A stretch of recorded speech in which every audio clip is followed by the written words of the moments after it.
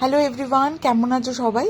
আজকে আমরা কয়েকজন মিলে চলে গেছিলাম প্যান্টালুন্সে পুজোর কালেকশন দেখার জন্য। প্রথমে তো গিয়েই কয়েকটা কর্ড সেট, কুর্তি, চুড়িদার এইসবই দেখছিলাম, কিন্তু সত্যি কথা বলতে সেরকম কিছু পছন্দও হয়নি। আর কোয়ালিটি অনুযায়ী প্রাইসগুলো অনেকটা হাই ছিল। যেমন এই কুর্তিগুলো 4000 প্রাইস ছিল, যেটা হয়তো একটু হাইলি এক্সপেন্সিভ। তারপর আমি একটু এখানে জুয়েলারিসগুলো দেখছিলাম। জুয়েলারিস প্যান্টালুন্সের আমার আগাগোড়াই ভালো লাগে।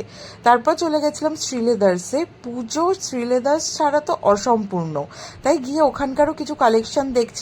সত্যি কথা বলতে এই কয়েকটা কালেকশন আমার বেশ ভালোই লেগেছিল। তারপর ওখান থেকে তো কেনাকাটি করলাম, আমার জন্য জুতো কিনেছি, মায়ের জন্য একটা জুতো নিয়েছি। তারপর চলে গেছিলাম ব্যাগের সেকশনে।